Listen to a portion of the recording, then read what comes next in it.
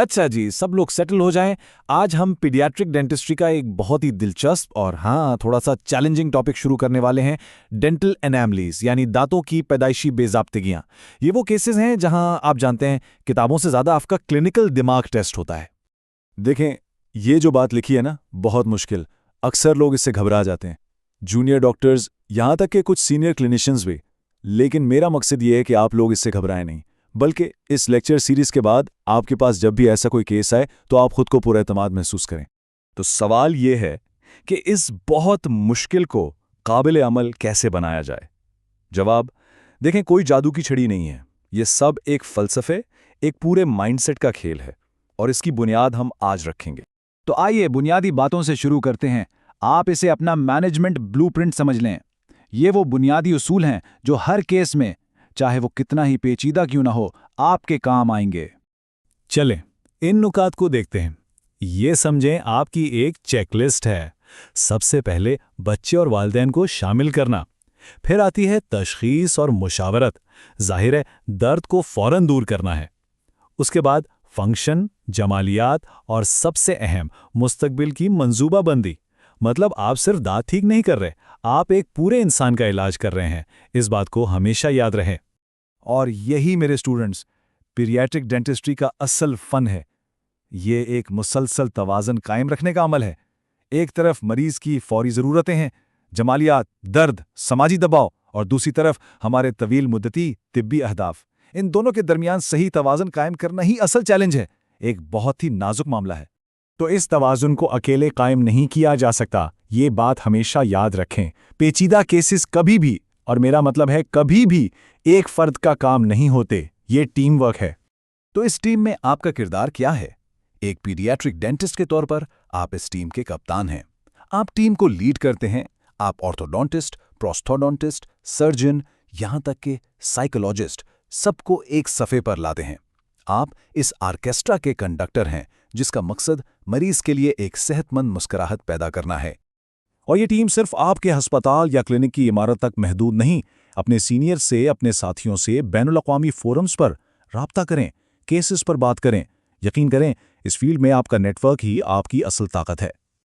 अच्छा, मैनेजमेंट का फ़लसफ़ा समझ आ गया, टीम वर्क की अहमियत भी। अब थोड़ा सा मुनज़्ज़म होते हैं।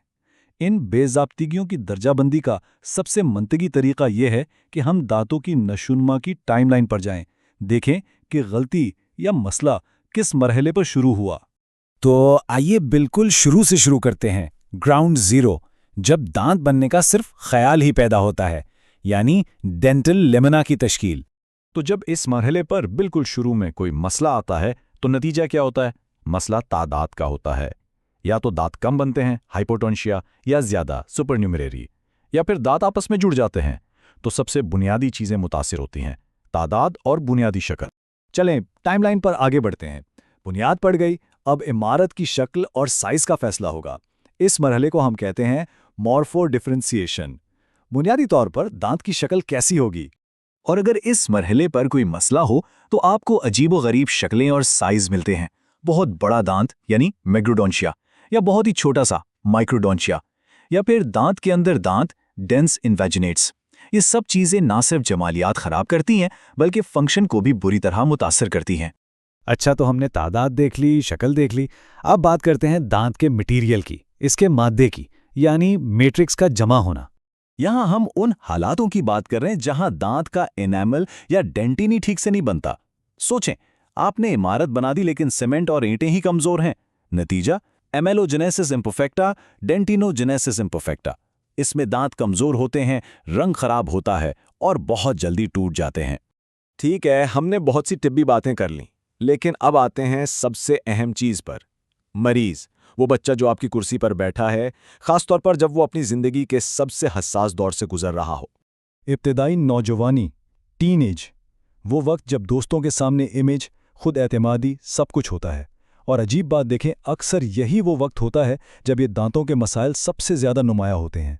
इसका उनकी नफ्सियात पर, उनकी खुद एतमादी पर बहुत गहरा असर पड़ता है। और ये इक्तिबास इस पूरी सूरत हाल का निचोड़ है। नौजवान को फ़ौरन परफेक्ट मुस्कुराहट चाहिए, उन्हें सोशल मीडिया पर अच्छी तस्वीरें लगानी हैं, लेकिन हम बतौर क्लिनिशियन जानते हैं कि अभी उनकी नशोनुमा मुकम्मल नहीं हुई। हतमी मुस्तकिल इलाज करना बहुत जल्दबाजी होगी। तो करें क्या? तो मैं आपको इस सवाल के साथ छोड़कर जा रहा हूं। एक क्लिनिशियन के तौर पर आप मरीज के आज के समाजी दबाव और उसकी कल की तिब्बी ज़रूरियात में तवाज़ुन कैसे लाएंगे? इस सवाल का जवाब ढूंढना यही आपको एक अच्छे डेंटिस्ट से एक बेहतरीन पीडियाट्रिक डेंटिस्ट बनाएगा। इस पर सोचिएगा। हम अगली क्लास में इस पर मज़ीद बात करेंगे।